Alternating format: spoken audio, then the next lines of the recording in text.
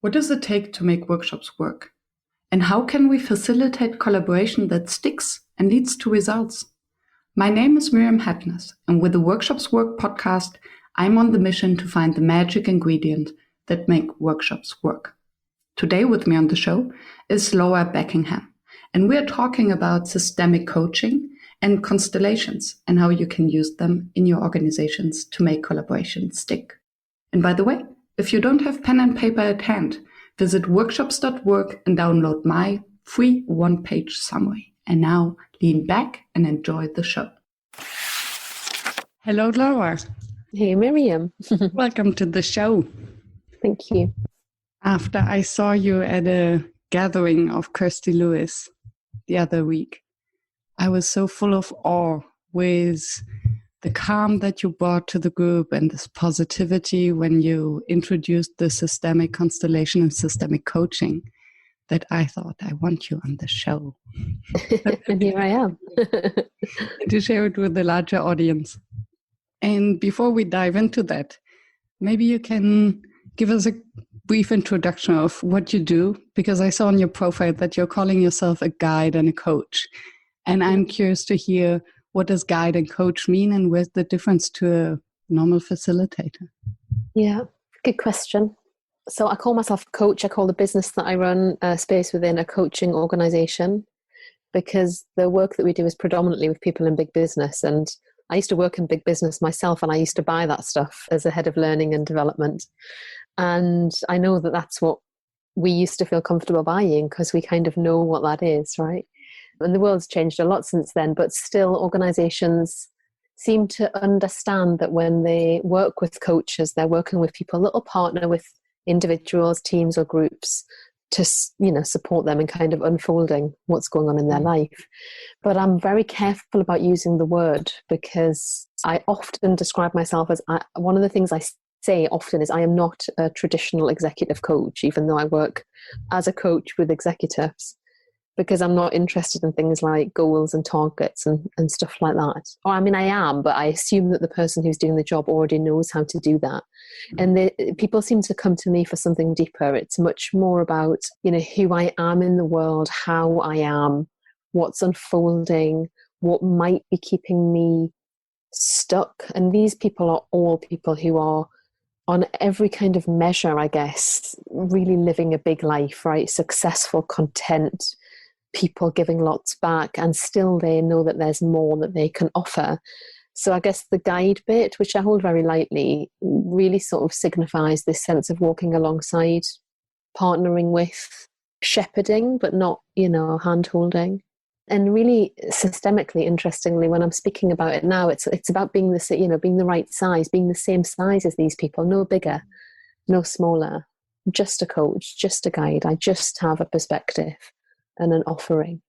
Because often I feel like coaching can tend into that, sort of parent-child, teacher-pupil thing, which isn't always healthy. And that's how I actually see a facilitator, someone who provides the space and helps someone, or helps a group usually, through a process. Yes. Yeah, I do facilitate stuff at a literal level, and more, energetically, there is a facilitation of, an enabling of. It's just not a word that I have quite neutral about it, as you say it. If anything, I avoid it, because it often historically would have opened up conversations about training, which, I don't do. Interesting. And often I find that it might have been about how I used to view stuff when I, bought this stuff for organizations. But yeah, I'm not offended by it at all. It's just not how I would describe myself. So what got you out of L&D and into your own business? Yeah, so really in a short version is a very clear sense that I was in the wrong place.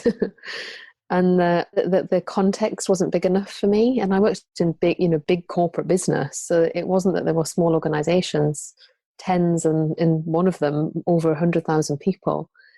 But I like dimension. I like variety of context. And if there isn't enough of that, then I feel stifled and suffocated. So it's a bit of a leap of faith. It happened to me, or I made it happen to myself a lot earlier than I ever imagined I would. One day I was just very clear that it was the right thing to do, and made the move. That was 7 years ago. Best thing I ever did. Yeah, I feel the same about the move when I did. Yeah. And even with all the uncertainty now in Corona crisis, I still wouldn't go back. And how did you get into systemic coaching? And maybe what is systemic coaching? That's a good question again. Yeah, it's a good question, because I really do believe that these professions, let's call them, if we call them that now, have always existed. Mm-hmm. So I trained as a professional coach, and many people listening, you'll know this, that coaching is an unregulated profession, in the sense that anybody could quite literally stick a label on their job title on places like LinkedIn or website and say that they were a coach, and it takes many forms. But there are some bodies that exist, I suppose, to bring consistency and good ethical practice and what have you to the work. And I trained with an ICF coaching program whilst I was still working in corporates. That was part of my revelation, actually, of, I'm kind of not doing this full time, even though I'm sort of am, and I want to. And, loved that. And also, I'm trying to say this in a way that doesn't sound disrespectful to it, because it has a place, but I'm a big believer that if we try and govern something too much, it loses its dimension and its life. And since training in that many years ago, a lot of my practice has been about letting a lot of that go and finding my own place in the real world with the work. And systemic coaching came in as part of that. And so it's kind of like a made-up profession, I suppose, but it was something that I started to train in, and the practice is one of... So systemic coaching is more like a stance, I suppose. Mm-hmm. And constellations is the thing that people may have heard of that might trigger something in them that the typical systemic coach gets trained in. So I trained in the art, and it is an art, the art and practice of constellations. And that's been a big part of my practice since. And that's why I refer to myself as a systemic coach. Because in the constellation, that's one way that we kind of hold and look at and work in service of the bigger system. It's quite a difficult thing to put into words, I realise, as I'm speaking it. It's a very embodied, felt practice. Because I first knew constellations only from family constellations. So it's something deeply personal. And when I came across a concept of constellations in the business context, I was intrigued. But I was then also wondering how deep you can actually get, or you want to get, in a business. And now I wonder where you differentiate then between the constellation part and the coaching part. Yeah. Can you actually differentiate it? I mean, for me, not anymore. So for me, it's just a way I show up, I suppose, in relation to the people and the work. Constellations in this form, like what I was trained in, is initially organizational constellations. So people tend to come into the field through one of two routes: the family constellation thread or the organizational constellation thread. But they're born from the same stable, let's say. And organizational constellations is really just another layer of what family constellations originally was. And many of the principles are the same. It's deeply rooted in that work, Hellinger's work. And things like, to answer your question a bit more specifically, we'll say things like the team that you work in is just a reflection of the family that you were born in, right? The organization is a reflection of the family. We first learn to belong in our family of origin. We first learn how to lead in our family of origin. It's the first team that we are recruited into. And so when we are working in business, for example, in teams, we're always looking to either replicate the bits of that were good or find the bits that were missing. And so when you can understand that, and you have to train in things like family constellations to understand that too. So I've done bits of both and continue to, deep dive into certainly my own story from a family constellations perspective, but also the practices. I don't describe myself as a family constellator, but it's in my practice. once you realize that, you kind of realize that it's the same, and the context is different, but the principles that we hold dear in that work, like acknowledging all that is and giving everything an equal right to a place and respecting the orders of time, all of that kind of stuff, it's as applicable in business as it is in the family. And the beauty is that people can learn about how they show up in both contexts. When you say to respect the orders of time, what do you mean by that? It's one of the principles that we sort of work to in the systemic field, like what came first, essentially. So like in an organization, an example would be who founded this business and what was the energy that was in that when this business was created.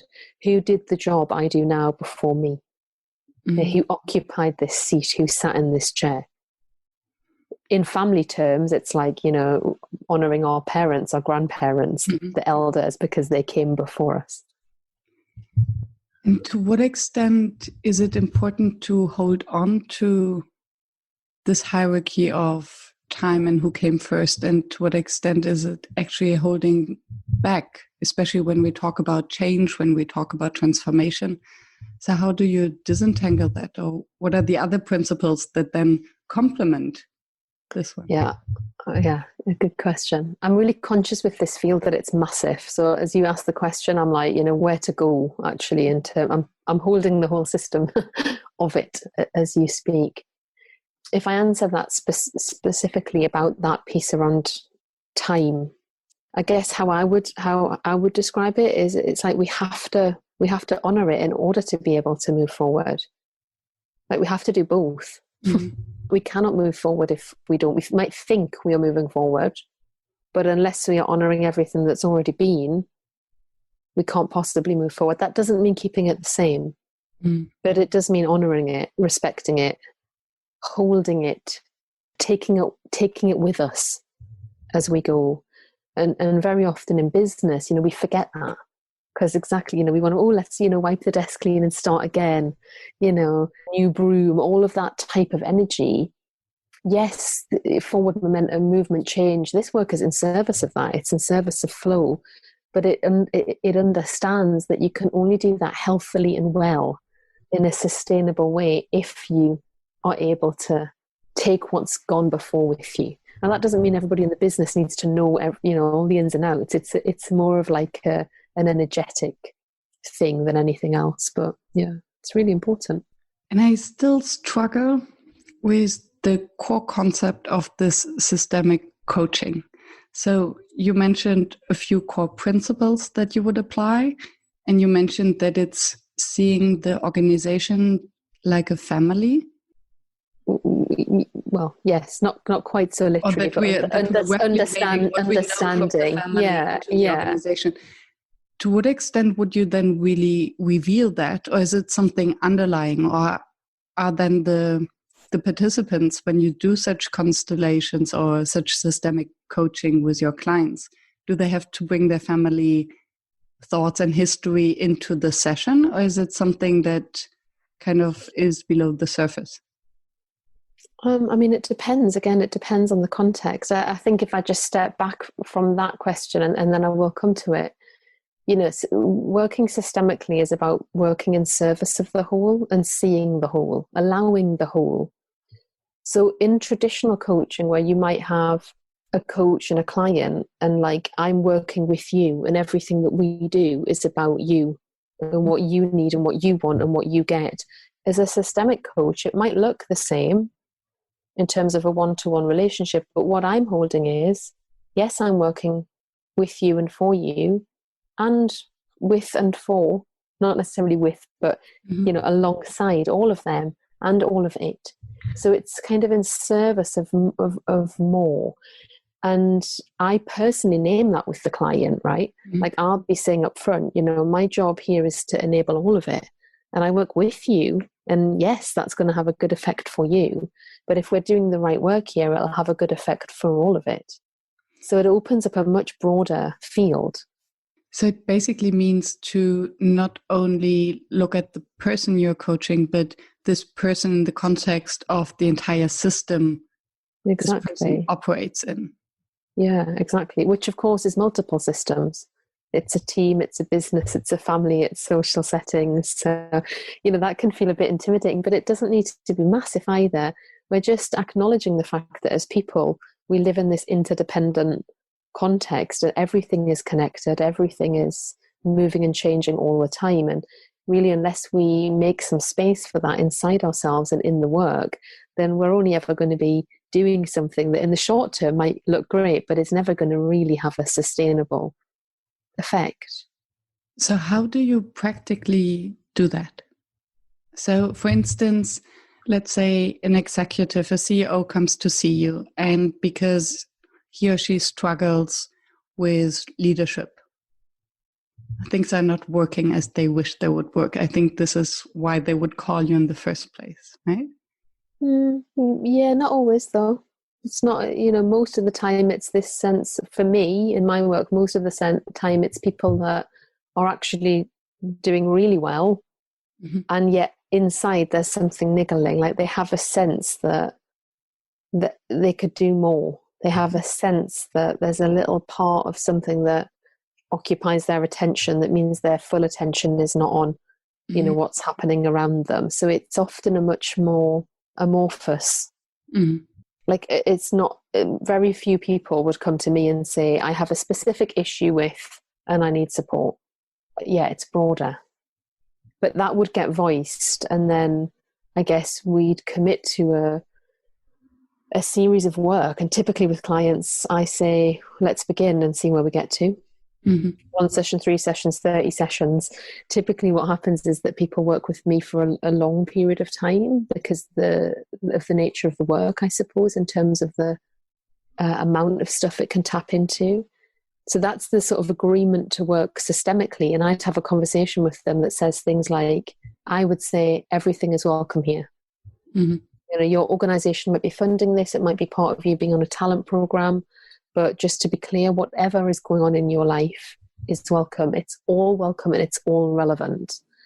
And we agree typically, and 99% of people have already made the agreement or they wouldn't be there.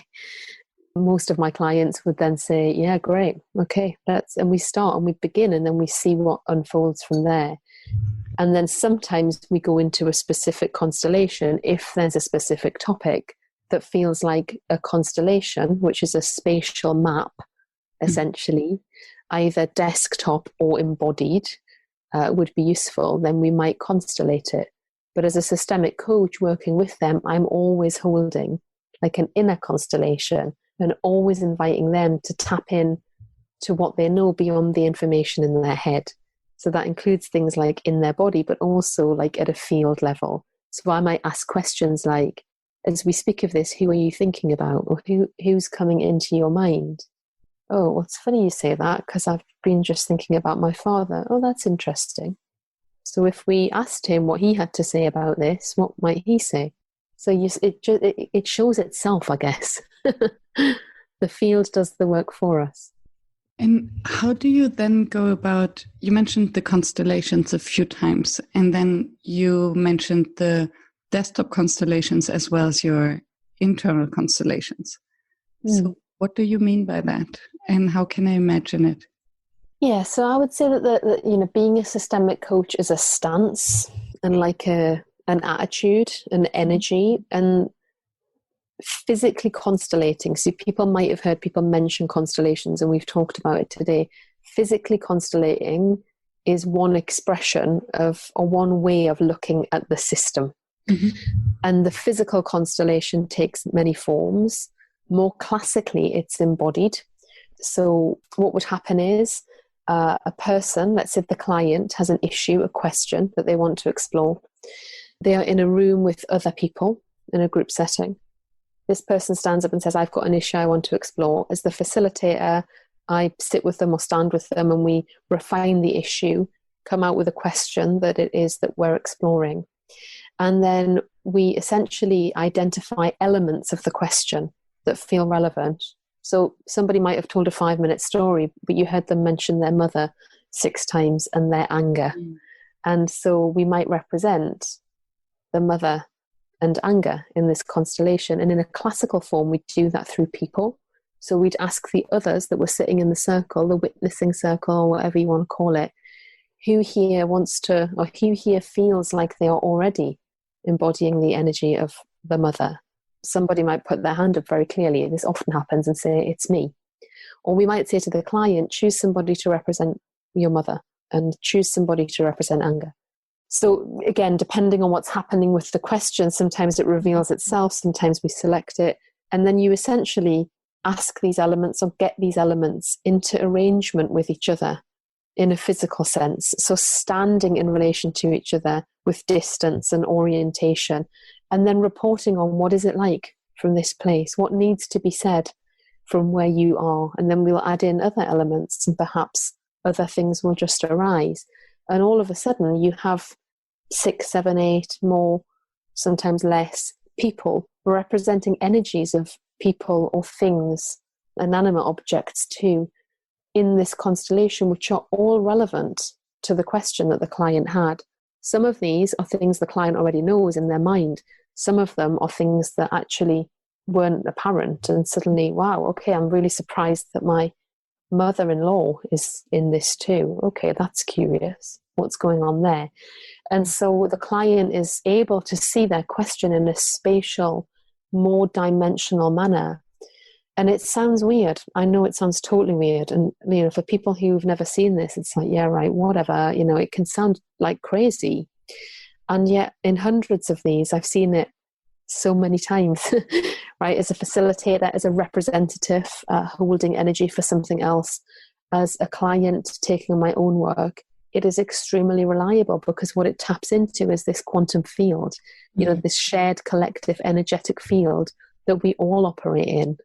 A bit like electricity. I think I might have said that to you before, and that's the analogy I often use. You know, these energies that 150 years ago, we would have rolled our eyes at that and possibly even sent people into things like asylums, because they believed that this energy could be harnessed in a different way. And my personal belief is in this work that there's all this energy that we just don't tap into. And the constellation is one way, via the systemic coach, of us being able to tap in to what is out there, what's true, what wants to be known, what wants to be seen.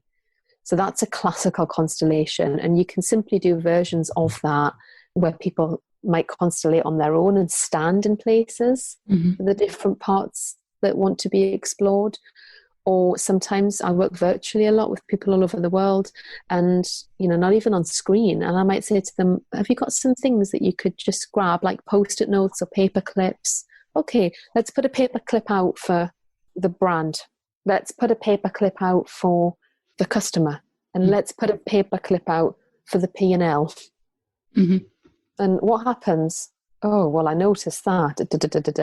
You know, okay. And if you put a paper clip in for you, or even just feel into it yourself as you, what happens now? Oh, well, I noticed that when I go in, these two bits want to move apart. Or it just shines light essentially on these complex questions that can often feel like tangled balls of wool. And I know that sounds weird. And I'm intrigued. And I experienced it myself when you did the short session where we draw circles on the ground with the present and the future, I think. We did being and doing, actually. Oh, being and doing. Yeah. And that's an example of how I would describe that. Like, I mean, at its simplest level, forget the phrase constellations. It's an embodied exploration of a topic. You know, so that you can feel into a deeper sense of your own insight, your own relationship to this question. I guess in the textbook, I'd call that like a structured constellation. So where the facilitator like articulates, put this out and put this out. Or if we were in a room all together, we would have all just done it in one. I would have put a circle on the floor for being. I would have put a circle on the floor for doing, and invited each of you to step in and just experience what it was like. And the question that we were holding there was, what is your relationship with being and doing? What do you, and you go into it from this place of curiosity and wondering, and hopefully come out of it with a stronger sense, maybe clearer sense, or maybe even just more questions about that too. But it shifts something. Yeah, I experienced that. And there two questions now coming to my mind. One is, what is the mindset and the skill set that you need to become I don't want to say successful, but maybe effective systemic coach? Yeah, that's a nice word. Because I think it's a lot of responsibility you're holding. Because you open many doors to places that nobody sees coming. Yeah, me included. Or often you have a sense. But Hellinger, who we've mentioned already, who was the founding teacher of this work, although again, versions of this have existed for all time. He asks the question, does it have a good effect? So it's nice that you say effective, right? And well, I guess that's personal to people, isn't it? And again, it's a felt sense, but it's nice that you ask that. How do you be effective with it rather than successful? A couple of things. One is, as with most things, you absolutely have to be in your own work. You absolutely have to be doing it. So quite simply, the only work I do is the continuous, ongoing clearing up of my own crap. That's what enables it. That Gestalt phrase of being the resonant chamber, being a chamber where life can echo through you. And a systemic coach, to be effective, has to not have all their stuff sorted, not at all. I don't think any of us ever do. And it's certainly not a place to get to. Life would be boring, right, as well. And I wouldn't have any work to do if everybody had sorted it all out. But, this ongoing, continual process of doing that, attending to your own stuff, disentangling your own things, because what that does is, in answer to your question, it enables capacity. So I think to be an effective systemic coach, you have to have capacity and be constantly increasing your capacity to hold. So capacity to hold or to absorb or to remain neutral? Be with. Yeah, good question. Be with. Witness, but not from a passive place. And not from a judgmental place. Yeah, non-judgment. Yeah, for sure. Just to be with. It's the principle of acknowledging it all. Yeah. So that's one thing. And then the other is, which I shared a piece that's going to be in one of my teachers, the next version of his book, actually. So I'll share the piece with you when it comes out, because I can't remember it now, but it sort of articulates my answer to this question. And it's something around paradox. So when I wrote it, and it was an answer to him asking us this question for a piece of work we were doing, what I said was, like, the systemic coach has to be, totally there and completely in the observer seat, very in it, very first person, if we refer to NLP, and very third person, both at the same time, has to be very, very present and completely unattached. It is science and poetry. It's being able to move very quickly and nimbly and yet be completely still. So there's a lot of paradox, I believe, in the stance. And I think that's where it relates to capacity. Unless you have capacity and you're building ongoing capacity, then you're binary with those things, right? And I still am with many things and in many circumstances, either fast or slow, either present or spaced out. And, this stance, I believe, requires us to be able to hold both, a bit of parallel processing, or be both, be in both. And a lot of listening, presence, listening to the unsaid. What do you feel? Yeah. And courage. It's one of the things we do is, that you'd see a systemic coach too, that maybe a more traditional coach wouldn't do, or traditional coach training wouldn't tell you could do or allow you to do, is offer sentences. And what that means is sometimes words come through me, like from the field. So in the presence of someone's family, for example, in the constellation, they're not physically there, but they're represented as paper clips or people. And I might feel that something wants to be said, something wants to be voiced, and I would offer that. And often those sentences can be quite sharp. So they're very contextual, or you can be heard as sharp. So they might be things like, I can't even look at you, or I'm leaving. Things that are really quite, I miss you, I love you. in the context of a work constellation. There are things that kind of feel a bit alien. Traditional coaching, we would never offer that because we're not really allowed. But the truth is that intuitively or energetically, it wants to be said. So the effective systemic coach allows that stuff to come through and can place it, put it out, verbalize it in the constellation in a very unattached way, because it's in service of the whole. It's not my words. I'm not going to be offended if you don't like the sentence. Does it have a good effect? If it doesn't, leave it. If something else feels better, voice that. Try it. And what we see when these things happen is the physical constellation moves. And that's what I mean when I say, does it have a good effect? Is it in service of flow? It's about unblocking what's stuck.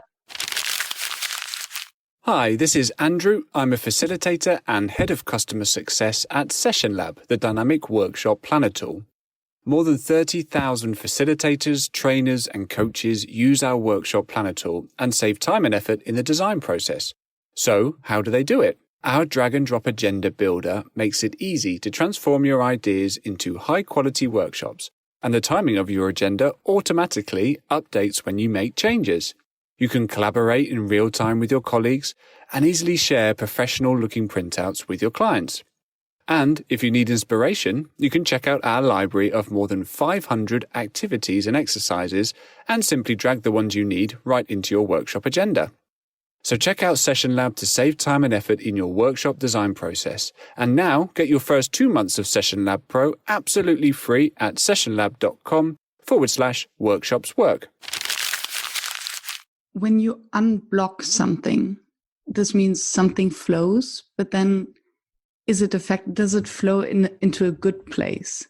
And to what extent is it your responsibility then to bring it to closure and not to leave something open that might be destructive or harmful, or that someone or a group, a team cannot handle themselves? Yeah. Again, it's a really good question, and it's definitely watch out. And in the beginning, when you're first practicing in this place, I think it's extra important, as it always is, when we're encountering new things. And I encounter those things all the time, but I guess with a sense of, this is familiar. It's different, but it's familiar. But I'm often surprised. One thing I make sure I do is I let them close it. I often, if I'm constellating one-to-one, I'll say to the person, how would you like to close?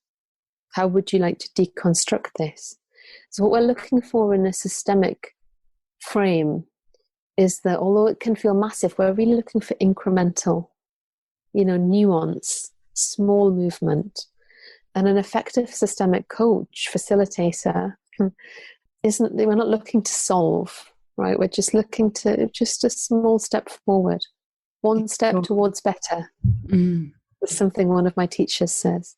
One step towards better. Nice. That's it.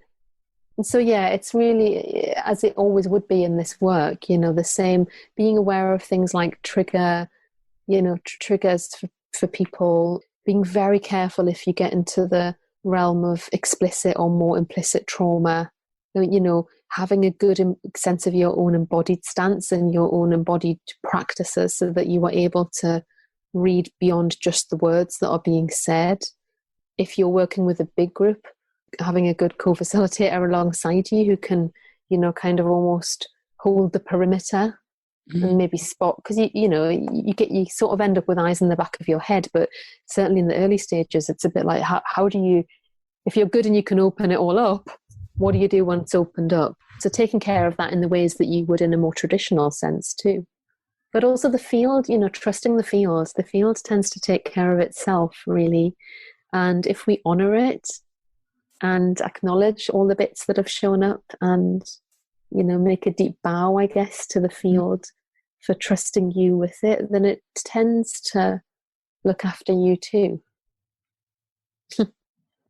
Yeah, I can relate to that. It sounds to me like what I would say in facilitation is trust the process and trust the people to find their own beautiful solution or reality, because it's about them and not about me or the facilitator.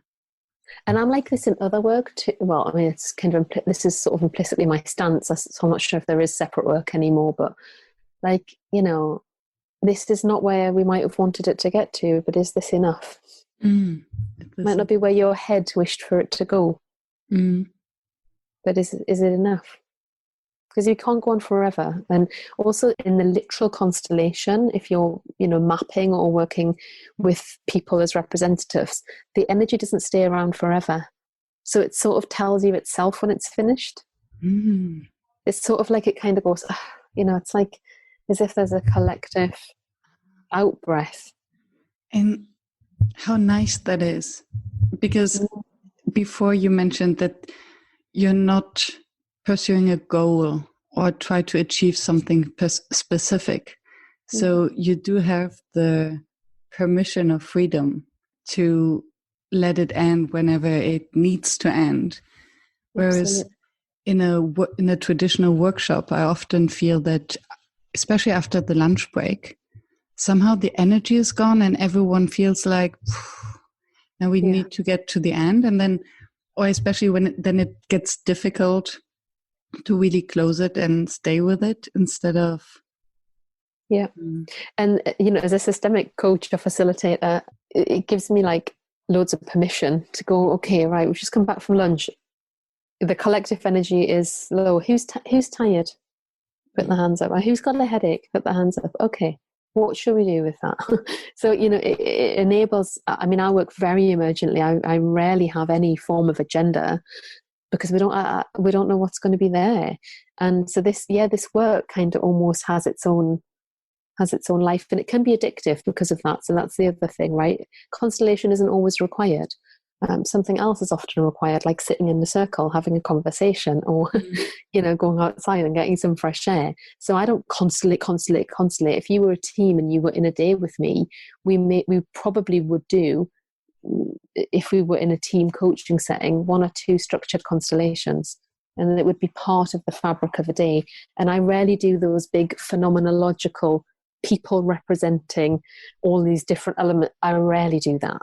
I rarely do that in that setting, because you're right, it's big and it taps into so much other stuff. It can become a bit of a beast that it's just not always relevant or useful. And I wonder, you just said it can become addictive. And I wonder whether it's the part of stepping into someone else's role. So it might be easier to actually speak from another perspective, or to hear all the other perspectives, instead of sitting in a circle and being confronted with me, myself, and my contribution, my opinion, instead of having the permission of voicing someone else's perspective. Yeah, absolutely. Yeah, I think that is part of it. Like as a practitioner, I come in a 20-day program this year with a group of other practitioners, and we're constellating some amazing stuff. But I'm just loving it because I'm getting so much representative energy. And of course that as practitioners in particular, that teaches us other things, right? There's never an accident as to why you're representing something, and that's always quite curious without being too intricate about it, to notice, okay, I'm often representing this type of energy in all these different groups. What does that teach me about me? One thing I would like to say, and I think it was implicit in what you said, is that we're not taking on the role, we're representing, we're in the energy of, rather than, so often people say, all right, so am I playing a role? It's not like role play, right? You're actually, if you are a person representing in a constellation, all you're doing is kind of tapping into that field of energy, and you're almost like the empty vessel for which the energy of that thing flows through. And so that's very life affirming, but you're not you, but you have to stay partly you as well. It's to drive you mad, Miriam, with the amount of kind of oxymorons and paradoxes that I'm coming out with. I'm laughing at myself. It's fascinating. And what it's hard to see, is that it's hard to put into words. It's difficult to put into words. It's an embodied, felt experience. And I guess that it needs a very trusting relationship between you and your client. So since you cannot tell them where they're going, where you're taking them, where they're taking themselves, they don't know. How do you build this trust in the first place so that they let you be the guide and the systemic coach? Yeah. My short answer is just full stop. I don't really know, actually. A way of being, it's a being, not a doing. But more explicitly, I guess some of the doings are things like being able to say to them, everything is welcome here. And being able to look them in the eye and say that and know that you know that's true and know that they know that when you say that, it's true. So anybody could say those words, but if I don't really feel that and haven't sorted out my rubbish enough to be able to say that, then they'll know. And they'll, they might go, yeah, yeah, but secretly they'll have logged a whole list of things that they're never going to bring. And it unfolds over time, but it's remarkable how quickly, when you've met people that day. Mm. And what I hear is relating it to what you said before, that the most important thing is to have sorted out your own stuff. Be sorting out, definitely not to have sorted it, because otherwise I'll totally fail it. And I think most of the time we're judging because we're projecting on others what we see in ourselves, right? So only if we're okay with not judging ourselves, then we can be free not to judge the others, and they will sense it when you look them in the eye. Yeah, absolutely. And in the moment, to know that you're judging, right? Because it still it happens because we're people. It's sort of an implicit part, sadly, of human behavior, but it's there. And so as a constellator, occasionally I'll think, oh, I'm entangled in this. So I'll say to clients, like one-to-one, oh, I notice as you're speaking about this, I'm thinking about my own version. And I just want to name that. So that used to freak me out, and maybe I wouldn't have said it. Then I started saying it and not knowing what to do with it. Now I can say it, and even just the naming of it is okay. That's often enough to just allow it to be there alongside the piece that's theirs. So you would just speak it out and leave it there? Or do you have to do something with that? Or are your clients then want to do something with that? Because I can imagine that just out of empathy, since you do have this kind of magic trusting relationship suddenly, and then you say, oh, I now think of my own story, I can imagine that the empathetic response would be, oh, or questioning, being curious, but that's not where you want to go in this situation. No, I don't think that happens anymore. Again, I'm thinking, God, I'm going to have to start recording, asking clients if I can record calls and listen back, because I don't actually know what happens. But I mean, that doesn't happen often. It happens less often, but it does happen. But I just name it, and I don't know. The naming of it is enough. Like it's the whole. So it's just I notice that it's occasionally that it's there, and it's occasional, but I'm not had by it. So I wouldn't say necessarily I'm in my own story, but I might say, oh, I notice as we're speaking about this, I can feel a resonance with that in my body. And I'm just conscious of which part of that's mine and which part's yours. So I just want to name that. It's a co-creation, and it flags to them that I'm alert to my own stuff when I'm taking care of that. A bit like in more traditional coaching where we might say, oh, I've realized I'm lost for words. I don't have a question. We might say that. We might say, we might have said, I don't have a question now. I don't know what to say. What would you like me to say, or what do you want to say now? We might say that in more traditional coaching. It's kind of a version of that. Really, that's the example of being really in yourself, present with your own stuff, and deeply alongside them at the same time, holding both. And allowing yourself that you run out of questions. That's powerful, because I can imagine this is the most scary thing that can happen to a coach, running out of questions, right? Yeah, maybe. Not anymore. It's a blessed relief for me, because what's needed now? There's always another question anyway. I don't really work with questions in that way. That's why I don't call myself a traditional coach. But there's always a question, which is, what's the question you need me to ask you? So if you don't work with questions, what is your alternative then, or what is your equivalent to questions? Questions are part of my... it depends. It depends on what's needed. I don't have a model. Well, I do work with questions. The first question I'll normally ask on a call is, how are you? What's going on? That's the work. And then, then the work shows itself. And then the work kind of leads us into it, really. But one answer to that question is sentences, which is what I described earlier. These kind of statements of truth or offerings from the system. And my own version of them, I say a lot now. Clients would hear me say a lot of things like, as you say that, I feel really uncomfortable. My body's going mental. What's that about? What's happening to your body now as we do that, Yeah. Gosh, I could go on, but I'm conscious that I'm like, whoa. Sort of working it out myself as you ask. It's an alchemy. Like, this work is an alchemy. It's not a process. There are processes. Yes, there are practices. Yes, there are frames of reference, of course. There's theory, absolutely. Do I read about it? Yes. Do I go and practice? Of course. But the real truth is it's an alchemical thing that happens in relation to whatever you're in relation to. So I personally really struggle to and that's my quest in life, right? It's part of my challenge in life. I often struggle to put it into the frames that we've been taught we should be able to make sense of it in.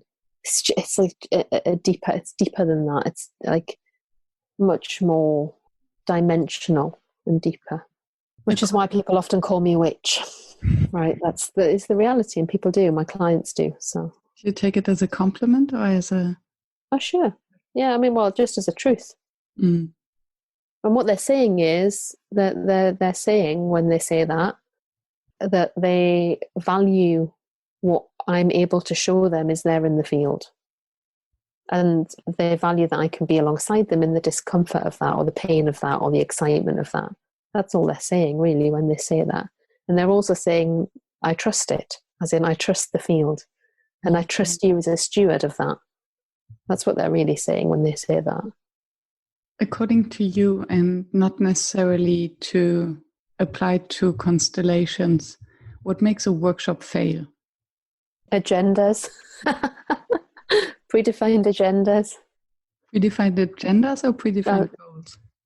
Predefined agendas. What makes you say that? I just think, how do you even know what you'll be doing when you haven't even been there yet? It's just the weirdest concept to me. And I used to do it, and then I used to ask for it from other people. And so the best you'll get from me, I guess, in that is you'll get a sense of a shape of how it might unfold with no timings on it. A rough flow of my sense of how it probably will transpire. And 80% of the time, that's not what happens. Because there's no space to breathe. And particularly if it's with a team or a group that you haven't met, like I often work with teams.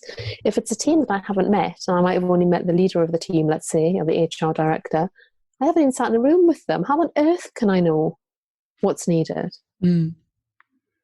Yeah, a recent guest, Nadia Petranovskaya, she said the same thing. Believes in the no agenda workshops.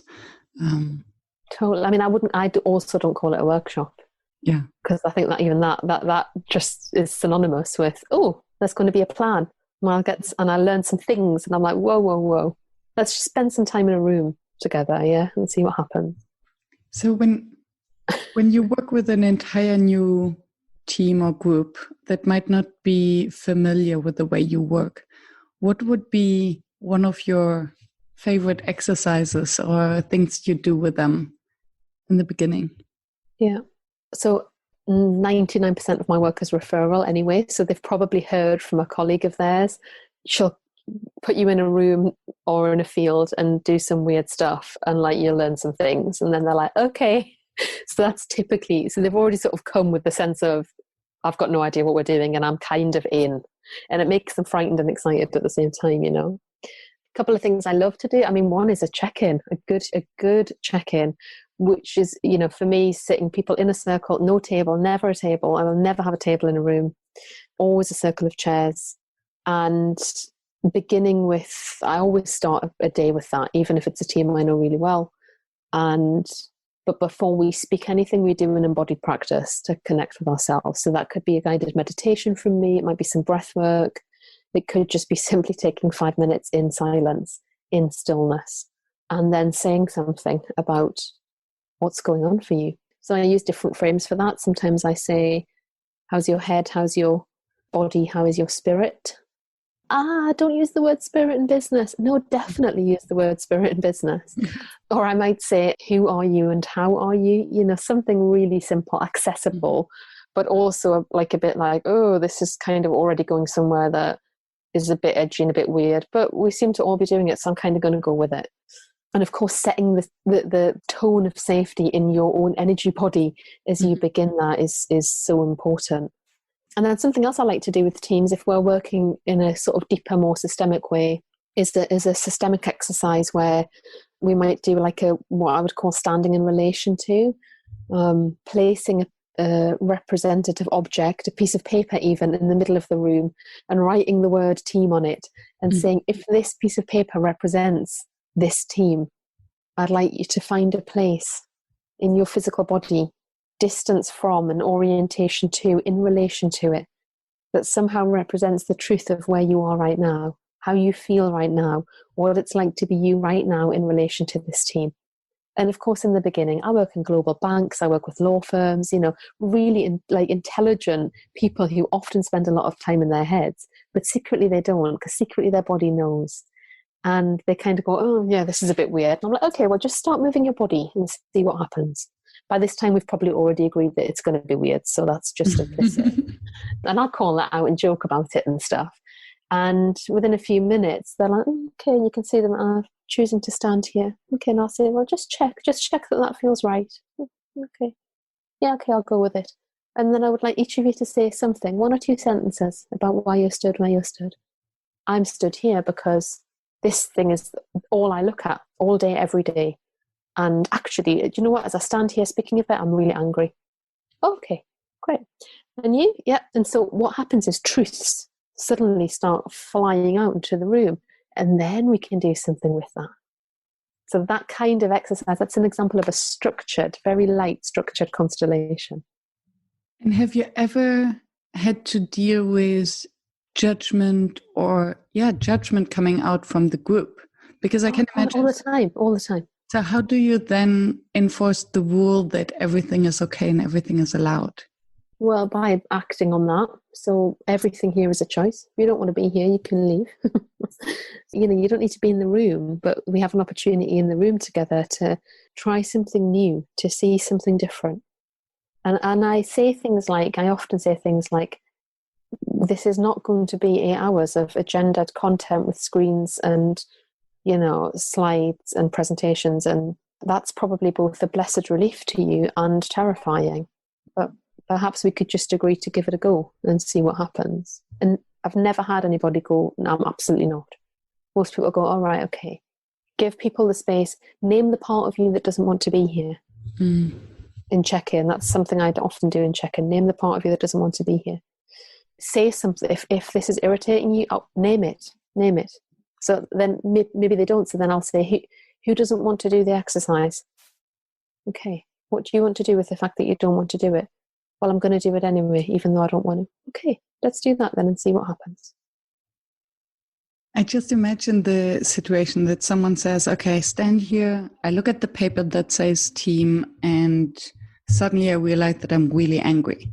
And then I already hear this other person say, oh, you're always angry. So in such a situation, would you then go to the other person and say, okay, do you want to talk about that? Or would you ask the first person, how does it feel? Or would you just ignore all of that and ask the next person why they stand where they stand? Probably the latter. Mm-hmm. But because, you know, there's something about everyone's equal right to have a voice. So there is a definite skill in the facilitation of it, and a lot of it is as much about what you don't say as what you do.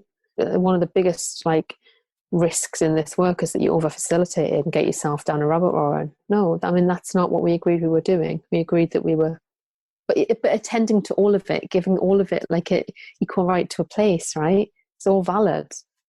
Yeah, and it's very contextual. I mean, this rarely happens.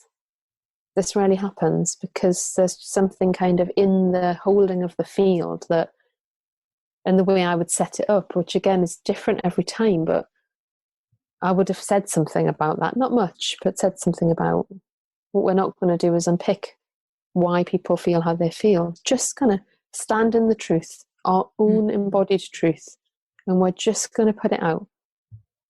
and we're just going to listen. So there's often, it's not a downplaying, but I'm softening all the time. I have the impression, as you describe the situation, how you go about it, to let everything be as it is and just explore as it is and what happens. It feels to me as the why question. Why do you feel like this? Why do you stand here? Doesn't really have a place, but maybe my assumption is wrong. Well, it's kind of not really a why. I suppose it's the holding of it. It's not why you stood where you stood. It's what's true from that place where you are standing. Yeah, that's what I got from how you explained it. And yeah, so it's more like just what is, as you stand there, what's true. I don't like it. I want to be somewhere else. I'm comfortable here. I feel powerful here. You know, that kind of, the way I phrased it before felt more like why. I get that, but the holding of it isn't. The invitation is one of simply reporting on the truth of your experience, which is always valid and isn't for anybody to argue with either. Yeah, and it opens more space for reflection and exploration instead of the why kind of, for me, the why justification. Exactly, yeah. Justification, goals, understanding. So it sounds like quite the opposite of what you do. And that's why I wanted to ask the question to hear. I mean, it's every time you ask a question like that, you just feel air coming in, you know, and there is the collective sigh of relief. And sometimes people struggle with that. You know, I've been there as a representative. It's like, you know, but if you just soften and see if you can answer this from your body. What is it like to be in your body there? You know, it's tired. I'm tired. Okay, thank you.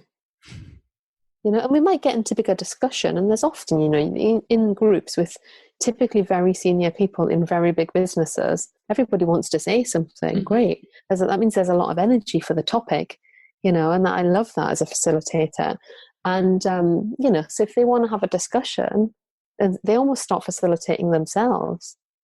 I'm really shocked to hear you say that.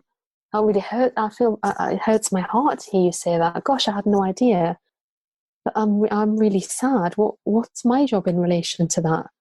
You know, and it's not picking at each other. It's often from a genuine place of seeking to understand. That's beautiful when teams do that. And then the job as the facilitator, of course, the coach, is to bring it back. You know, but that's why it's great to have no agenda, because you could put half an hour on an agenda for that, and sometimes it'll take 5. Not the actual constellation, right? But then what unfolds?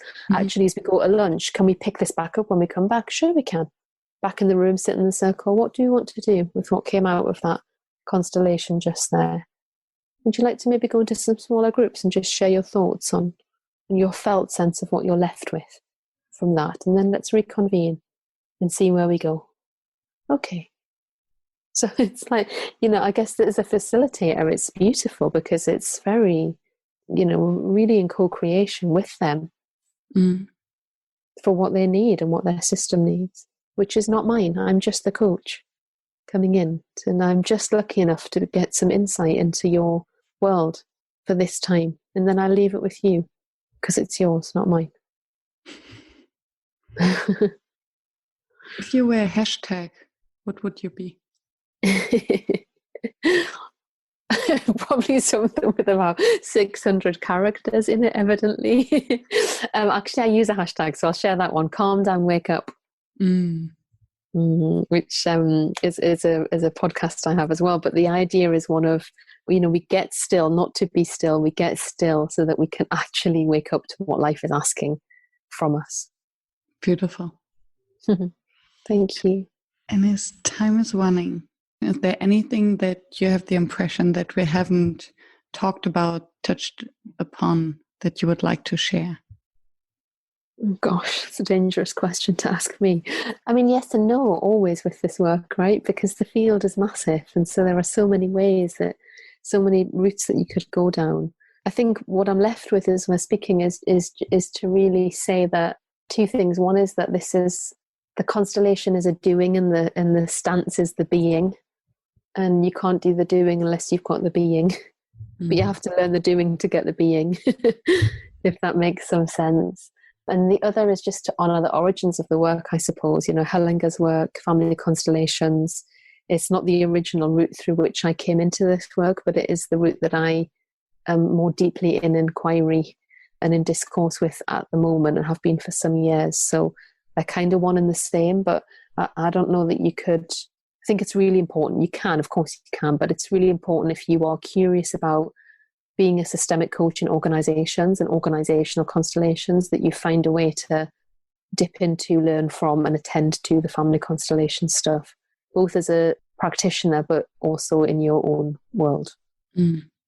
Because it's implicit, it's the roots of this work. So if we are honouring everything that's gone, we have to go there.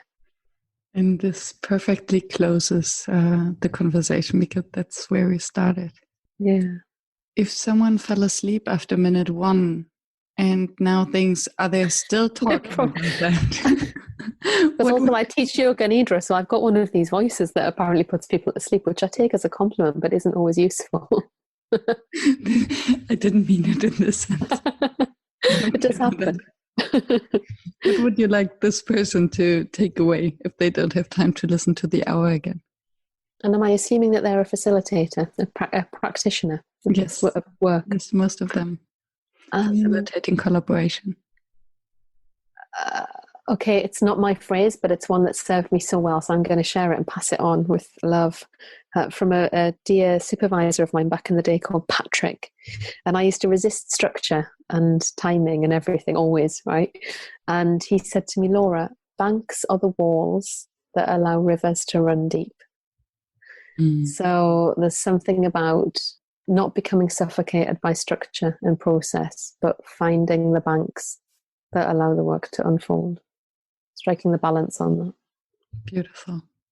Thank you, Laura, for sharing, for your time. Thank you. Positive energy. Thank you. Thank you for staying tuned and listening to the show. I appreciate your attention, as I know how busy you are. If you enjoyed it, please subscribe and engage by sharing your comments and thoughts, and visit workshops.work to download the one-page summary. I'm looking forward to seeing you back at the next episode, and I wish you a fruitful day.